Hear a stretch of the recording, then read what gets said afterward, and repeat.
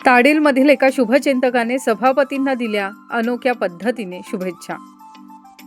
दापोली पंचायत समितीच्या निवडणुका बऱ्याच वर्षांनी घेण्यात आल्या व त्यानंतर आता सभापती व उपसभापती या खुर्चीवर विराजमान झाले आहेत। उन्मेष राजे हे सभापतीपदी विराजमान झाल्यानंतर त्यांना त्यांच्या हितचिंतकाने अनोख्या पद्धतीने शुभेच्छा दिल्या।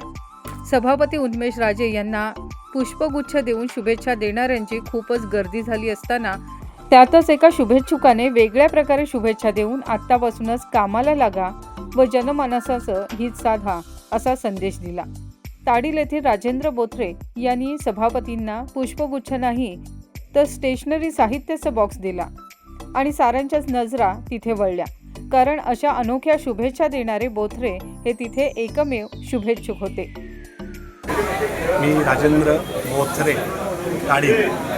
सभापतीला शुभेच्छा देताना सर्वजण पुष्पगुच्छ अन्य काही साहित्य देतात, पण ते सर्व गोष्टी न वापरण्यातल्या असतात। म्हणून मी सभापती साहेबांना जे लागणारे स्टेशनरी आहे पूर्ण ते दिलेले आहे। मग पेन असू द्या, मार्कर असू द्या, डायरी असू द्या, पट्टी असू द्या, स्टॅपल असू द्या, पंचिंग मशीन असू द्या, जे विविध जे त्यांना नेहमी यूजसाठी लागणार आहे ते साहित्य म्हणून त्यांना मी दिलेलं आहे। तरी त्यांना संदेश आहे की तुम्ही आजपासून गेले 8 वर्ष पंचायत समिती बंद आहे, पण आजपासूनच तुम्ही कामाला लागा आणि उर्वरित जनमानवाचं जे काही हित करायचं आहे किंवा चांगलं आपल्याला शासकीय काम करायचं आहे ते चांगल्या पद्धतीने करावी ही शुभेच्छा दिली जाते। ज्योती बिवलकर, दापोली वार्ता।